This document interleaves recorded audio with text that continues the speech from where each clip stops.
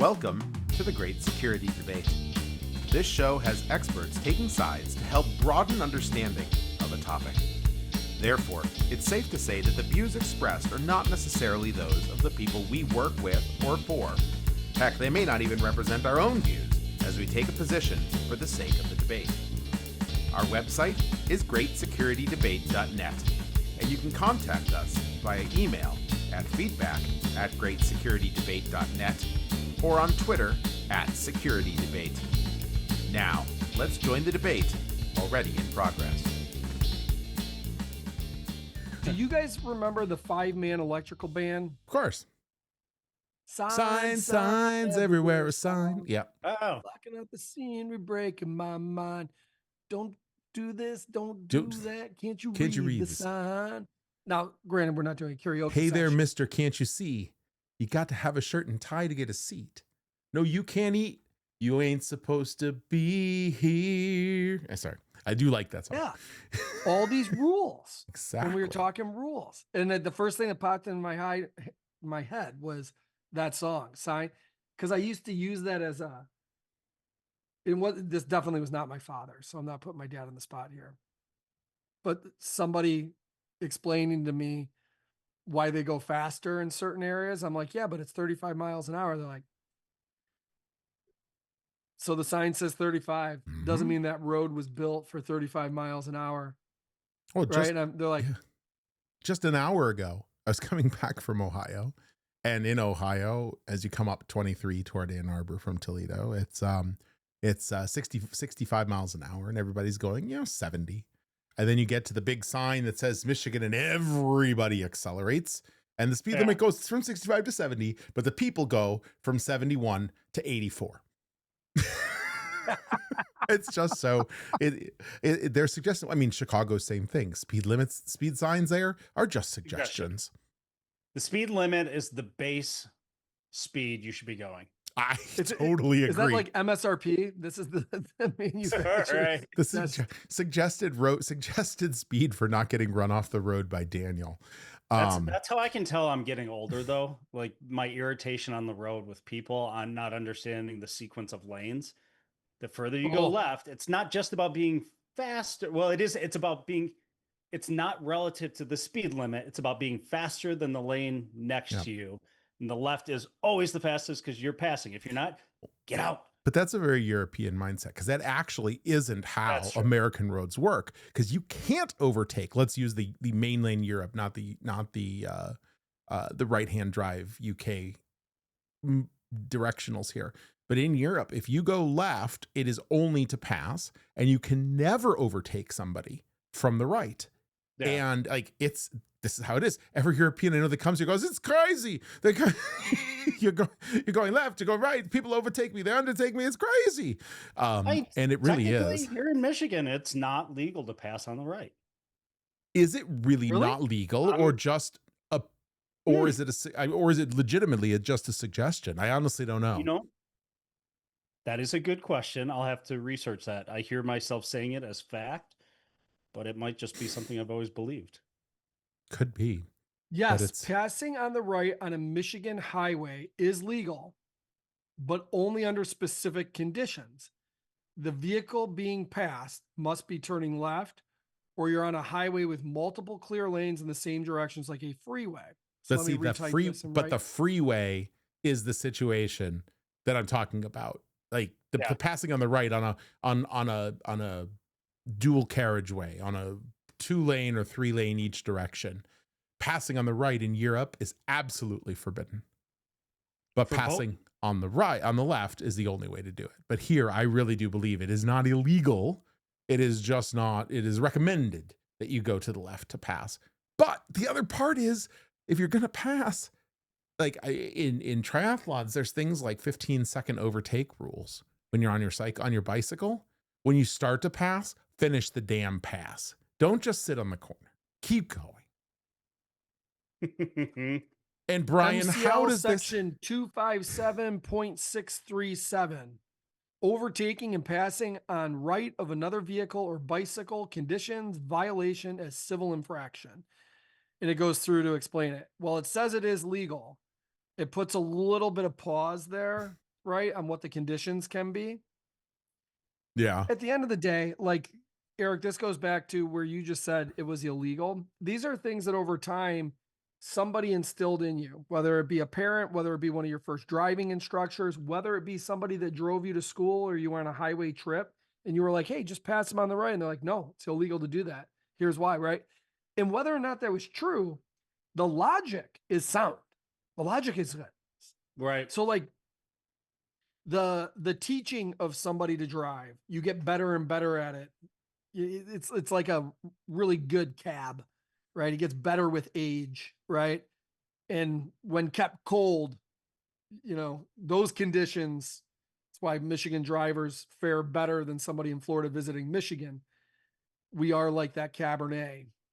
Oh, is it Cabernet? Because all those same things apply to cabs, like change advisory boards too. So,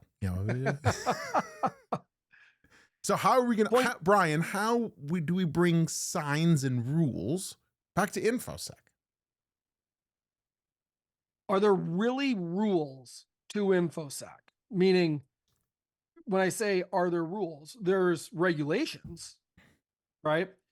How you meet those regulations, there's no rule that says thou must use Palo, right? Thou must be in the cloud, right? Thou must be on-prem. All the conditions are different for every organization. Also, legacy organizations that have been around for X amount of time. It's like having an old car, right? And the ability to say, like you said, if you're trying to make the pass on the left, right? And you got that that dashed yellow, right? So you're on a 2-lane traffic going in opposite directions. Mm-hmm. You got the pass now. It's dotted on your side, legal to pass. You hair over a little bit to the left, coming downhill. You can see at the top of the other hill, there's a truck. The car you're in's a Pinto. Maybe not the best idea to try to get over in the left and hit the gas thinking you're going to overtake the guy in the right, who also may speed up just because there's people that are kind of dicks, right? We can use that word. Meathead. I don't know the best word to use there. Not nice people. But maybe you're in Let's go with overcompensating. Or maybe you're in an old GT 5.0, right? You look over to your left, you're like, yeah. And you're buying. There was a rule. You followed it. You had a legacy vehicle, but it still worked. Had a nice 5-liter engine. You're able to get right by them and go. Right. So you still follow the rule. But I think that it's an interesting parallel to the way we have to think about things today. Is that if you put that rule as policy, just think about this in terms of the way we structure a security program inside an organization, where the policy is the rule, and it says you can do this, you can't do this, you must always do this, you must never do this. But the prescriptive nature of you must overtake, again, I'm going to come back to the 2-lane dashed. I'm passing around you because it's a school bus. Or sorry, no, let's not do a school bus. Ooh. It's a slow car on a 65 mile an hour Let's go one with lane school each bus. direction. No, school buses have different rules. The rules are you must do it only when there's a yellow dashed lane. The rules are you must do it when safe. So you pull this back to the policy is you must always create a secure password. The regulation, even the policy, are you must always create a secure password. You must protect data appropriately. But the how fast you overtake, how much time you take, how big, how close you cut the car you just passed when you come back into the lane. Those are all up to you. As the developer, as the person as the organizer of the security program, as the driver of the car, to figure out how to do that in the most safe mechanism for you. If I'm in a Pinto, I have a very different answer if I'm passing somebody in a Pinto, or if I'm in a Tesla with high acceleration. It's some different answers, some different cautions. And I think this is the same kind of thing. There's no single answer for how to secure my organization. And boards will ask you, CEOs will ask you, how do we get secure? Right. And there's no single answer to that. And as more and more of these things are now in the public consciousness, as more and more things are showing up in, news stories, etc., it's, we have to be able to come up with answers to that and talk about it in context. And which is why it's, even more important that we have good explanations for the why or the how we're doing things and how they fit into the overall regulations and the overall must do's. This goes back to something we've said in the past, right? That be defensible, right? That when you're taking a position and how you're building the program, make sure you can tell the narrative, that there is an explanation behind it on why you made those decisions. Because this is where I get ticked off at some of the frameworks out there that are way too prescriptive and then don't get updated quick enough to evolve with the times. That actually force us into as you think about it, right? You started talking about passwords, right? That we know that if we were to think about it logically, that the further out we go with a password, that it becomes harder and harder to crack. Sure. But what happens at the same time? Well, now that we're forcing special characters, it has to have a capital, a lowercase, a number, all of these things now introduce, at least within a Windows environment, that, hey, I can use facial recognition as my password to get in. So I never actually type my password. So therefore, if I actually have to type it anywhere, now I got to go through a convoluted, set of steps to do a reset or whatever. It's because these frameworks have never really evolved with it, that we actually get to a point where in the name of security, we keep pushing further to the right without taking a look at the human response of that we actually created a higher propensity for somebody to, I'm just going to write down my password in the notes on my phone, or I'm actually physically going to go back to the sticky note and have it sitting behind my monitor. That we start pushing people in that direction because of our stupid rules in the name of security. Well, this goes back to something we talked about years ago in the show, and I'll see if I can find the exact reference. But the idea that, when you squeeze the hose, you move something down the way, it's going to create kinks further down. So we're just moving to your moving left in process is one thing, but it also is that you just shift where the risk is, or you may, if you don't think about the implications, downstream implications to implementing a particular control, you may shift the risk in a way like you just described. We've solved this problem, but we now encourage people to write down passwords. I think a great example of this, look what happened when ChatGPT came on the scenes, right? That it became huge. What did the majority of companies do within their organization? You can't do that. You can't use it. So what happened, right? Or why did we do it? Well, we did it because, of this fear that personal information, company sensitive, confidential information is going to go in there and then it's going to be lost. They're using it to train, and then, enters kind of exponential number of conspiracy theories. But in all actuality, what do we do? People were going to use it anyways. So now we force them to use it on an unsecured device. They're doing it on a personal device where we have no visibility, no control in what's going on. So we created an even bigger risk than the one that we thought we were preventing. This is great. So you know what this reminds me of?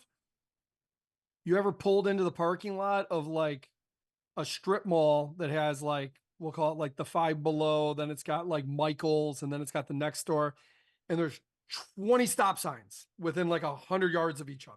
Why? And not a single car. Not a single car, but people have been hit, right? Yeah. Because the culture, the logic of we need to drive slow in the parking lot. And when you see a pedestrian, the rule is the pedestrian has the right of way, but nobody follows it. There's no stop sign. So I'm going to race through this parking lot as fast as I can. Right. And then I've been in parking lots where they have the yield sign everywhere that just says, yield in case you see. And that's almost like if you had a password where it's like, Erik, your company says, we suggest that you do this with the password. The second someone hears the word suggest, like, ain't going to happen. Right. Like yield has become like it's yield, doesn't say stop. Right. I'm going 35. Right. And then they put in all these stop signs. You know what that forced? What you just said. Now, if you go to the back of the strip mall, right, where there's no stop signs, where it's like the big freight trucks and everything, which I am guilty of this. but it gives me great visibility into some of the younger and older folks out there that are flying at like 50 miles an hour because they're like, they're in a single stop sign in sight. There's not even a dotted yellow. I can drive as fast as I want. So to your point, I thought I right? saw you back there. Guilty as charged. It's totally true. And I think the other really important element in this is back to context is king is I was having a conversation about incident response plans recently, and like this performative, and by the way, this is, if I had to pick a word for 2025, it's performative. The idea that we do so many things just for show, or we do some things just to tick the box, because of regulation, because of rule, because of a committee, because of whatever the reason. But these things are, a set of steps. And for background, for those that don't know me, I've been running incident response teams now, I guess, since 2021. Sorry, 2001. So a very long time on incident response teams. And here's the thing. You can have a plan, and you should have a plan, and it should guide you. But I promise you, you will never use it the same twice. No two incidents are alike. So you put the guidance, you make sure you shift them along on the right path, and make them not forget things like I talked about last week. Which, by the way, if you're interested, the company was Reflex Security that we talked about last week that does the AI agents. They're pretty cool. I really like what they're doing. But that whisper in your ear that says, hey, make sure to follow these high level things. But at the same time, I also don't want to constrain the creativity of my incident responders. So, the context of the day is going to be important in taking the important pieces out of a plan, and using it in an appropriate way. 100%. Yeah. If I look at the way that I've built programs in the recent past, it was, hey, here's my monolithic document. We're not actually going to use this thing, but it checks the box because cyber insurance wants it, or somebody else. What we actually use is OneNote. Why? Because it's living. And what do we have in there? It's broken down into the phases of incident response. And then it's just a reminder that when you're in the thick of it, hey guys, as you come up with different controls, different actions that we can take, just add them to the list, just so we have it in front of us. We can go, hey, oh, shoot, I forgot about that I can completely turn off the internet and take, isolate a site or something along those lines.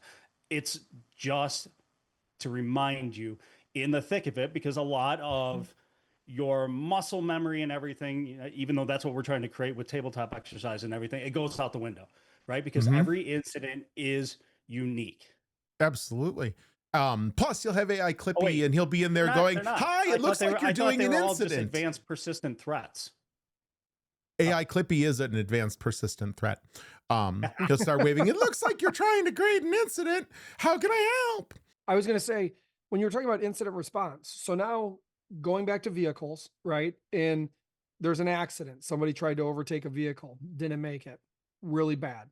Mm-hmm. Fire department comes out, your incident response, maybe it's the sheriff along with the local police department, fire department comes on site. They train in multiple scenarios, right? And they've learned a lot, right? They've been doing incident response, based on that person's age. If he's been there for 20 years, he's basically been doing it for 20 years. If he's only been there for 5 years, he's been doing incident response for 5 years. But you think about where some of their tooling came from, right? Like the jaws of life and some of the bigger vehicles, et cetera. And you come upon a scene and you need to get somebody out, and time matters, right? When that ambulance shows up, and the severity and the condition of the people inside the accident. Hence the reason Jaws of Life was born or invented, and the ability to rip that vehicle open to get somebody out to, patient zero. And it's ever changing, right? Now we're going into this new world of, when you look at vehicles, electric vehicles with the large battery systems, and the ability to fight those fires or get people out safely, or what you're even allowed to do. When you come upon one, if you don't have, whether it's the right gear, et cetera, to spray down, to,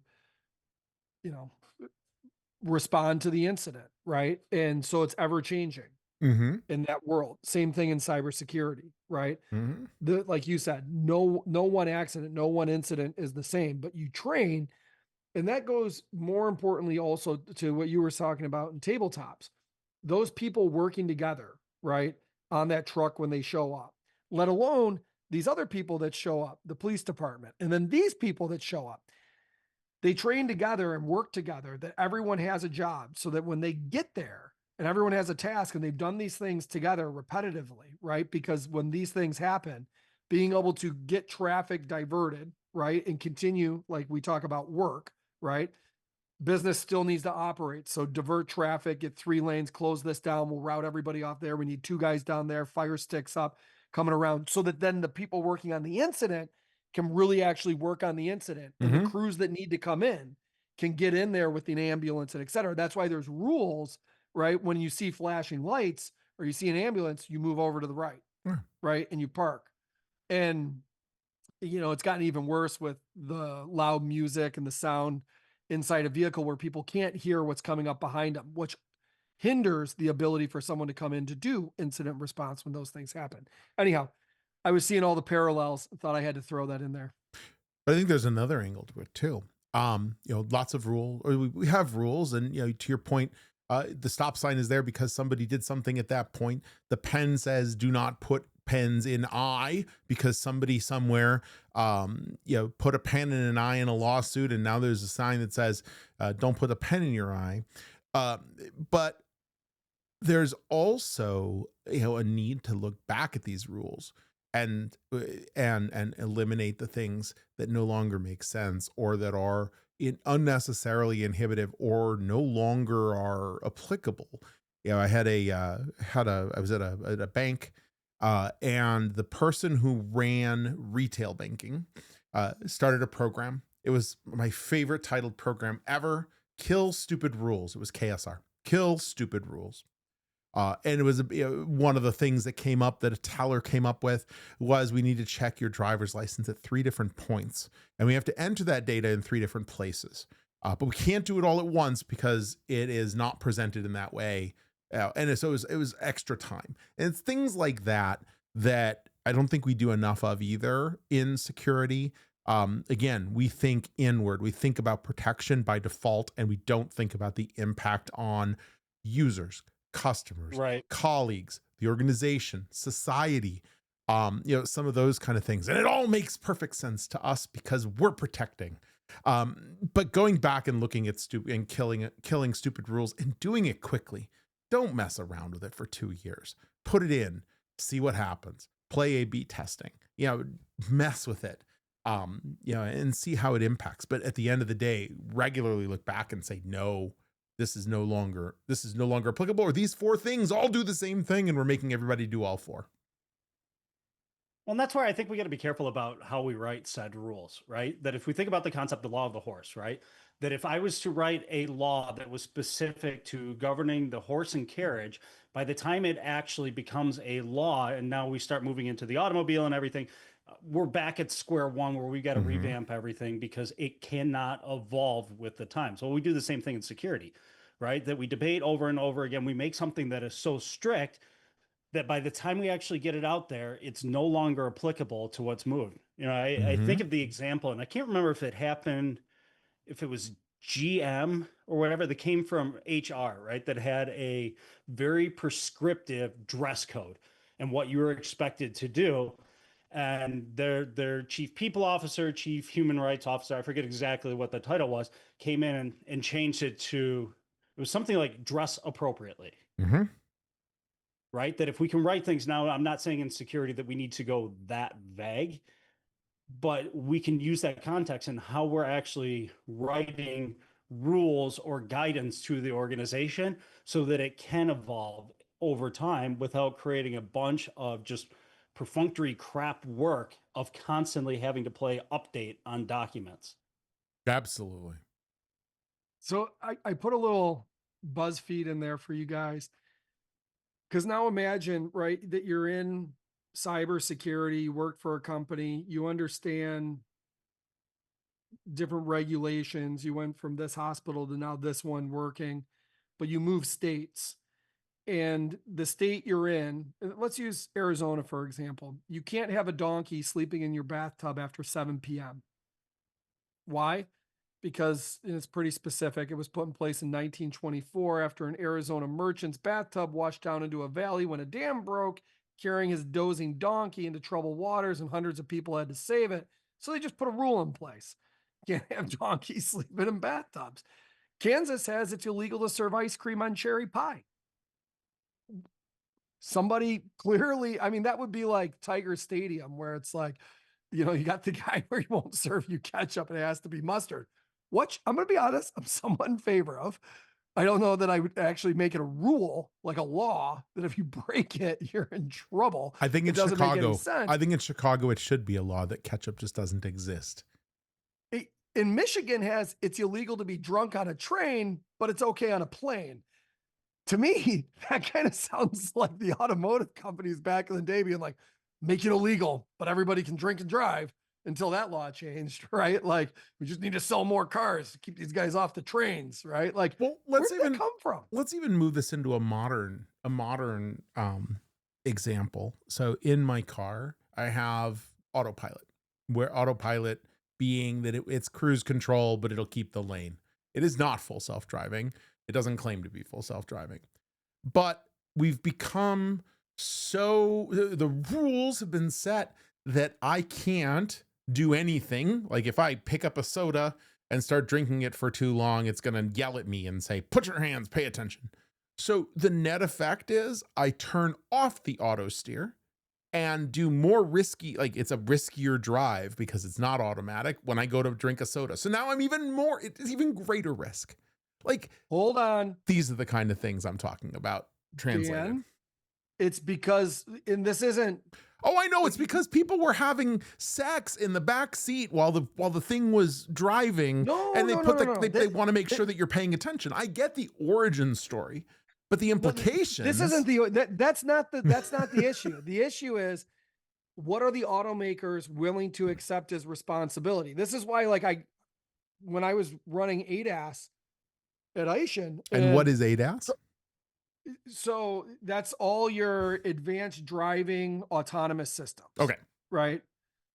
So I remember being out in California you got the autos in Detroit, and then you got all the tech companies, and we were all, they would have like the ADAS, whatever summit. Right. And you got all these guys that are like, yeah, we're going to be level 5 next year. Blah, blah. And I'm like, no, there's going to be no level 5 on the roads ever in our lifetime. They're like, you are so out of it. I'm like, how?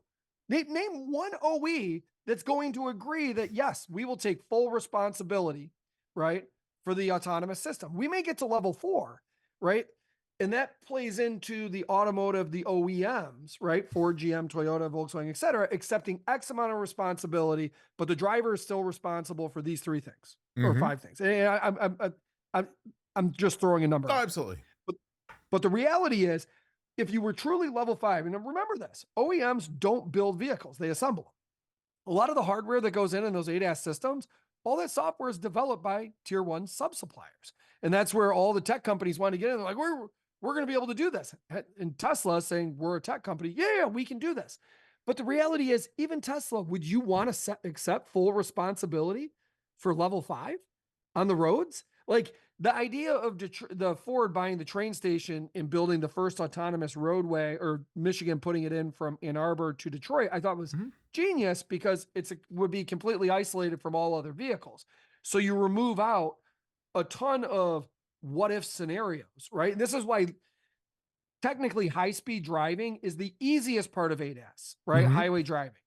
It's that 0 to 25 miles an hour that's very difficult. Sure. Because that occurs in areas that have a lot of people, stop signs, yield signs.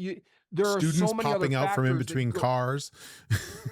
Yeah. Yeah. Right. And that's why San Francisco is always used as a test bed for some of those scenarios, because of the hills and all the different types of vehicles, trolleys, et cetera, to be able to maneuver.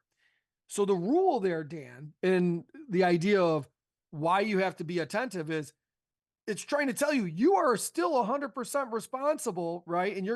And all these lawsuits and everything else, at the end of the day, level 3, there's only a little bit that the actual OEM is responsible for, right? Like, every vehicle on the road today has some level of ADAS system that's being sold in the year of 2025 and 2026. Because even if you have like the little thing in the mirror that lights up, right, to tell you that, hey, there's a vehicle here that you can't see in your blind side. That's an ADAS system letting you know, and it's giving you some type of UX UI that's either shaking, vibrating, bing, bing, bing, right? And people are like, oh, that annoys me, so I'm going to turn it off, right? Yeah, your password manager might be annoying too, right? And you just want to have the same one, right? But that little bit of friction saves lives. It does. And this is the idea that goes back to culture, right? And all the stop signs in front of, 10 stop signs in front of one store. Other countries, and I'm not going to point out which ones, culturally, when they say, well, no, you don't drive fast when there's people around, so you need to be very slow and give those people the right of way. I'm like, yes. You mean Here all the other countries?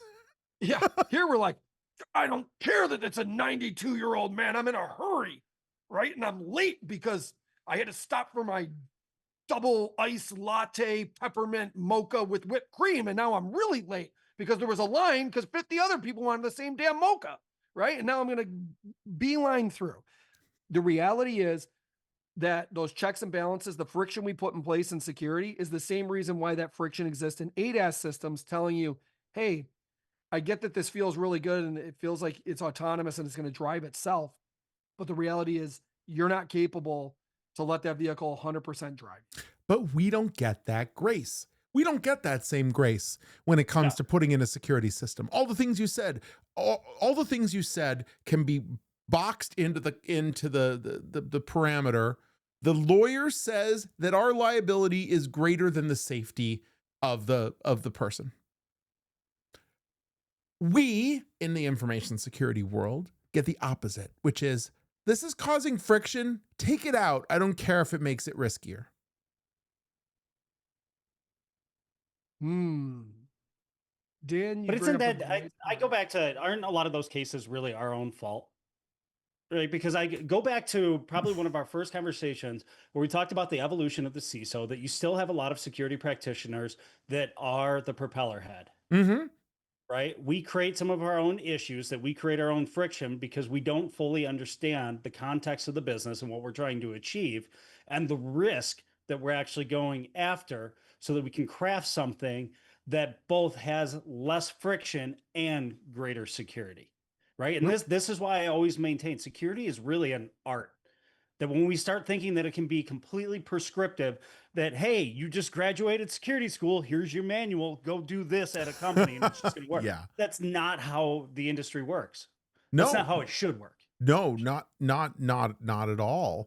And we also tend to operate as an industry. We're not looking, or I guess it's a combination of, we don't have enough strategic thought. And the reason why can be debated whether or not we're too focused on tactical things and never get to strategy. We don't have, propeller heads are not as strategically minded and looking at the long term, but we tend to know. I use the map example. I'm leaving Chicago and I know I'm going west and I think I'm going to LA, but I don't know the exact path. And so I start taking roads. It's head southwest. But on the way, instead of taking a direct route, I end up in Albuquerque and I end up back in Denver. And then I finally end up in LA. And because we don't have that big picture, and I don't know that we're always afforded the luxury of getting to build out the strategy in the way we think about it, because the world changes around us. But all of that means that we oftentimes have to put plasters, Band-Aids on current problems and don't get to do things in the way that we want to. Again, some of this is own goal. Some of this is, our own inability to think long term as an industry, and some of it is situational. But I think all of it leads to where we are today in this. Yeah. And I go back to, it's all in how you tell the story, right? The usual suspects. And I put the little link up there, right? Kaiser Sose, the greatest trick the devil ever pulled was convincing the world he didn't exist, right? It's all how you tell the story. And I think when I look at the maturity in security and some of the leaders that have been put in place, I'm going to use Michigan as an example. And there's been a lot of great leaders put in place over the last 5 years because their ability to explain risk, right, but also understand the business, right? Like what their actual outcome is. And that's why I always say, like, it's great to get into the manufacturing side to truly, and like people are like, well, we have no budget, we have no this. Well, at the end of the day, what's the one thing that matters, right? And it's how many widgets are coming off at the end of the line at this time, right? And then let's take this even a step further, not just security, but IT in general, right? And I think, Erik, you had an experience of this over the last 2-3 weeks. And the Genchi Genbutsu, go to the plant, walk the line, meet with the different people, right? And find out what's working, what's not. Not in the sense of IT, but like what's working, right? When it comes to building, what pain points do you guys have? If we were to try to make a process better, right? Or if the customer demand is they want more variation in XYC, right? Like this goes back, like whether it's cabinets or cars, right? Like people want options, right? They always have. Right. But when you add in that all those additional variables, you have more room for quality problems, changeover has time and cost, etc. And then you have to train people, right, to get better at understanding how to do that variation quick and the changeover fast, and where do you do that in the assembly line, etc. And if technology can help them, right, be able to do that faster, do that better, right? If it's in sequencing, right, and the ability to say, well, what would be the best way to do this? The human mind can look at it and say, well, or the computer would say, well, this is the best way to do it. But then when you get there and you're like, hands-on, that's not as easy with the equipment we own today. And here's why. And when they show you, you're like, makes total sense. I get it now, right? We're going to have to look at this a little bit different. And it's pulling that all together. And that is what makes great leaders, right? The ability to go work together, right? That's the idea of the fire department, the police department, everyone coming together, right? And when they get there, it's like, hey, I know what I'm good at. I see he needs some help. This is where I can offer my 2 cents. This is where I can offer some help, etc. So I'm right there with you. One of my favorite comments was from John Bingham, that he was being interviewed and said that he was the chief storyteller. And it's so true, right? I think I was just on a podcast recently, and one of the comments that I made on there that, you know, my primary role is connecting, right? You're connecting people because there's a unique perspective for security and IT in general, right? That you are tied in across the organization, that if your first inclination is, I got to push a technology on you, you're not going to be in the role long. You're not going to be successful, right? But leaning in, listening, understanding some of the pain points, and being able to bring people together to have the conversations you need to solve a problem. And oh yeah, there might be, you know, a security or technology or some control that's part of it, but it's having those conversations and bringing the people together, because context matters in everything that we do. Unless you're protecting nuclear arsenal, by all means, create all the friction you need to be able to protect those. Right.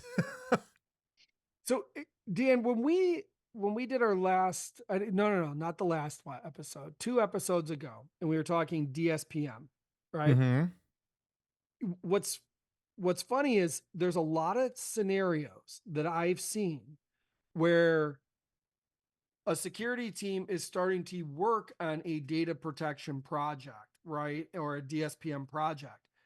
But there's this whole other team over here that's already working on a project for like backup disaster or recovery. And it's like, hey, you might want to pull that team in over there, right? Like, and I'm telling the advisor, hey, the reason I'm telling you to bring that team in is that team over there is looking at a solution on the backup side that has, it already comes with it. Like you don't even have to pay for it. And it's pretty darn good. Yep. Right. But this team doesn't know that. And it's not even one of the ones on their radar, right? Because they have a smaller budget and we're thinking X, Y, or Z. That might actually solve for what they're trying to do. And they were like, well, we'll bring them in when it's appropriate, but we want to focus on, and it's like, oh, but they're getting really far down. Why not just tell them, right? Because they're spinning cycles and wheels. Be wise to do so. Yeah. But this goes back to leadership. I'm having trouble debating this topic. Yeah, no, I'm not debating it. Yeah, this is what I'm saying. But you see this in organizations where security and IT, right, or other groups don't work together, right? It's like, I have this project, I'll pull you in when I need your advice. Or it's like in today's realm, right? Like you going to a manufacturing plant as an IT leader, right? It's like, well, somebody could be like, well, I don't really have time to go down there, right? Like, I mean, I'd love to, but You don't have time not to.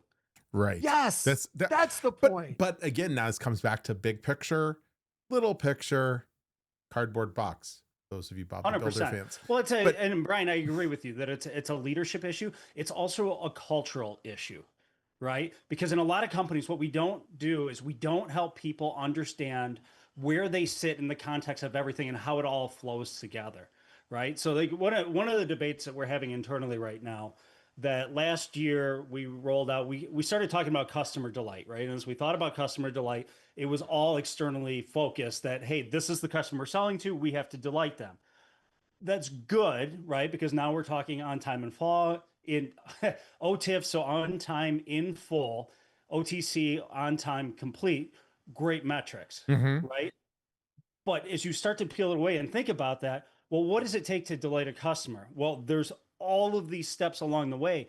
And in fact, you start touching people that never actually touch or talk to the end consumer, our final customer. Right? So that's what we're working through right now and starting to think, well, how do we help the organization understand that, hey, I'm just doing this within an ERP or I'm just in accounts payable. This doesn't matter to me. I don't talk to the actual customer. Accounts payable, maybe. So maybe that was a bad example. Right. No, but still. Helping the organization understand that, hey, you are part of something way bigger than just the task that you're performing, and helping them link it all together. Because then I think it starts to break down those silos that, yeah, of course I'm going to go talk to that team, because it doesn't make any sense for us to have duplicative technologies or wasted time trying to implement something else or running our own program. Yep. Dan, can I jump in on the accounts payable part? Please. So let's use that as an example. That's the piece you're jumping in. I want to see where he's going. and I say this because it came up recently in like the last year. I'm not going to say recently as like the last month, but use this as an example. So accounts payable is following up with a customer because they haven't paid their bill. And then when they finally get in touch with the customer's like, well, I'm not happy with the delivery. There was damage here and I didn't hear from somebody for 2-3 weeks and I'm still waiting for this. I'm not paying you till I get it. Right. And the accounts payable is like, so there's two ways accounts payable can handle that is, well, I'm sorry, the bill was due today. Well, now the customer experience is really bad because they're like, really? You're going to force me to do this? Right. I'm the customer and I bought this and you didn't actually deliver the product I wanted. It was damaged. Right. Or the accounts payable would be like, oh, wow, completely understand. Let me route this, right, and get back to you, even though it's not their job, maybe, right? And then they get to the shipping and delivery team or whatever team, fulfillment team, and say, hey, following up on order number XYZ, we haven't been paid. Apparently, customer had some damage, isn't happy with the response, right? And sometimes it takes CCing somebody up here to get like light a fire, right? Because culturally, it's like, I'll get to it when I can, right? Instead of, that customer is the most important person today and tomorrow and forever, right? The customer was the most important person. We need to figure out how to make this right. So the accounts payable person, by routing it through, right? And this goes back to culture, right? And I could use this as an example for, I can refer to some people I worked with in years past that said, some of the Japanese were the worst drivers. And I asked why, and they're like, they drive so slow. They stop for everything, blah, blah. And I'm like, the most cautious drivers, right? Like your interpretation of worst was that they're too cautious. And why? Because you want to get from point A to point B, 5 seconds faster. It's the whole joke about like the guy who stands up on the airplane as soon as the ding goes off, right? Yeah. He got off the plane 1 second faster, right? And you blocked like 5 people that were trying to get a connecting flight. And culturally, everybody in other countries sits down and lets all those people through along with the elderly, and then you stand up. But here it's like, it's the same thing with the escalators. And yes, Kelly is like, likes to walk like 20 feet behind me, away from me, because I'm that person. When I get onto the escalator, I do a carry bag. I do not do the rolling wheel bag, right? And the escalator, the right-hand side was for you and your bag. The left side was for walking up. Yes. And I come walking up, and if your bag is planted there, I say, excuse me, coming through. And people will turn and look at me, and I will move right through your bag and move it over. And people will make the sign. I'm like, sorry, your bag should be on the right. Now, there isn't a rule for it. It's just common sense. And if you traveled internationally, everybody does it. But here in the United States, everybody thinks they own this, my bag, and I'm planting it right there. We are a wider country, and therefore we need the extra width for us and our bag. Truth. And I went on a total rant there, but it goes back to the culture, like you said, in accounts payable. You're like, well, maybe that's not, but yeah, they do interact, but it could be. And 100%. When it happens, how do you route it? Well, and this comes back to philosophically and understanding who is your customer, right? That if we think about customer in the context that it's somebody you're trying to influence to create some type of repeat service or tell somebody else about the incredible experience they had, therefore creating somebody else buying for a service, coming back, whatever that is, then you start to get expansive and realize, well, I have customers too. My customers sit across the organization. And what I want to do is get them to continue to come back to us, that we want to be kind of, think about the consultant of choice, right? There's a million different companies out there that can implement security controls. They can build some application for you or sell you something, right? But if you can continue to get them to coming back to you, now you've got rapport, you've got a relationship, you're built on trust, and you start to understand the impact you're having downstream. So pivot that back to security. This is one of the things that we lack in the security community in a lot of programs. They sit in a silo. It's a bunch of gremlins, turn off the light, and hey, here's my list of controls I have to go through because this framework or this governance policy says I have to do this. I just push it out, hope for the best. And I don't care if it's causing you friction because it's not impacting me. I'd argue there's a couple of things we need to think about in the industry. One, we are, as you said, part of a much bigger set of processes, and therefore the things we do, we need to understand the implications of top to bottom, left to right, beginning to end.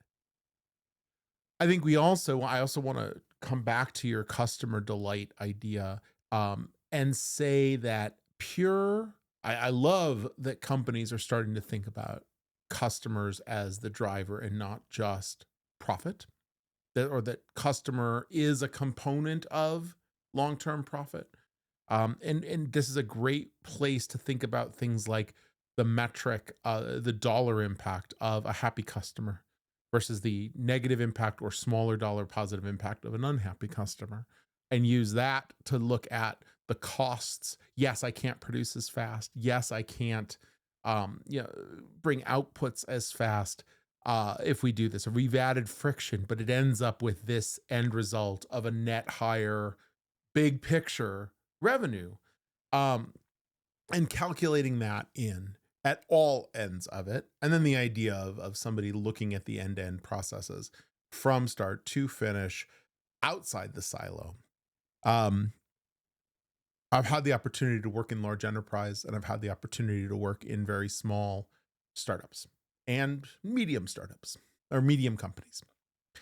And I think the most important piece of culture is everybody understanding what the goal is, understanding the goal, and always thinking about the impact that what they do may have on that. In an organization in which everybody understands that revenue, CAR, NAR, whatever the revenue number you're using is, and EBITDA are important. And thinking about the impact that decisions you make, even if you are just a piece in the middle, might have on that. And I'd argue it can be done. And then as you go to larger organizations, it becomes much more difficult, much more opaque, much more, I'm just a piece in this much bigger process. And I don't even know what our goals are, other than the wordy HR style goals that are to be the most this of that, to be the premier, whatever. And I think those are not helpful. I think those do not help to give people the drive to look at the impact of what they do on the bigger picture.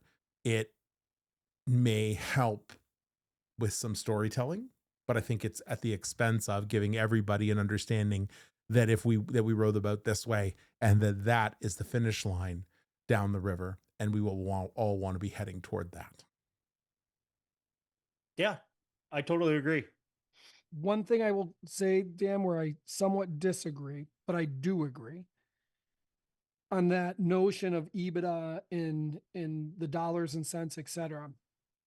Money, like this fiat currency is man-made. And if our driver, understanding the business is critical and understanding what's important to the business is critical, et cetera.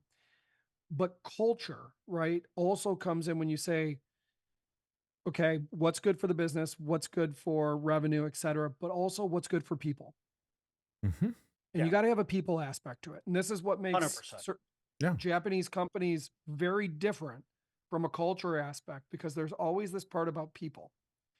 And I use this, and I look back on those 16 years I got to work in an organization and travel over to Japan, et cetera.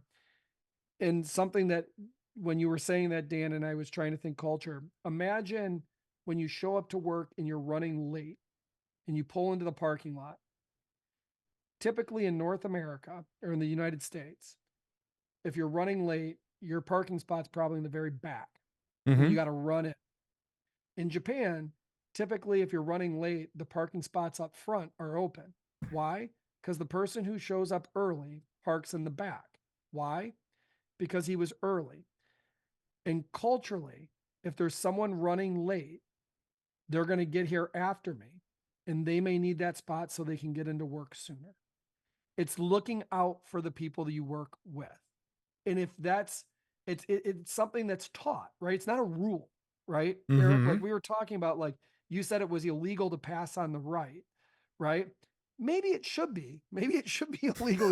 Like we say, well, I was the first one here. I'm getting that damn spot, right? It's like, Right. But what about Jim, who I work with? I have no idea what kind of day he's had. And maybe his son was sick and this happened, et cetera, and he's running late. It'd be great if Jim was running late, if that spot was open for him to be able to get in. It's looking out little things on the human aspect. So it's the little things we do in our jobs, in security, right, in IT, that also isn't just business and this. That's really important. But how does it impact people, right? And how you tell the story. I'll never forget, Erik, when you told the Intune story, right? And the idea of, until you got the opportunity to explain it to a larger audience, and someone was like, well, I don't want you spying on me. You're like, oh, no, that's not the idea. It's this way you don't have to log in every day, right? It's set. Oh, really? That would be great, right? You removed friction in a process while adding more security. And it's how you tell that story that's important. And I also like to call out, and I don't want to get long-winded, Erik said the word gremlin. 20 points to Erik. I had not even considered that Gremlins is also a Christmas movie. Way to tie that in there. One for the Gipper. Disagree. There are only 3 Christmas movies. Die Hard. And one of them is Die Hard. And the other one and Die Hard 2 and Die Hard 3. And the other one is National Lampoon's Christmas Vacation. The third one, you may insert your own. But of those 2 are staples. And on that note, unfortunately, we're out of time. Erik, Brian, thanks so much for being here, having another great debate. And thanks to you, the listener. We really appreciate all that you do, all that you've shared with us, and you're being part of this community. This is our last episode for 2025. We will be back in 2026 with more great security debate. You can find us on distillingsecurity.com. You can email us, securitydebate@distillingsecurity.com. You can find us on YouTube, youtube.com, the little @, Great Security Debate, and all the other places you want to find us. Tell your friends, subscribe on podcasts, subscribe on YouTube, and we will see you again in the new year. Thanks so much, and we'll see you again on the next Great Security Debate.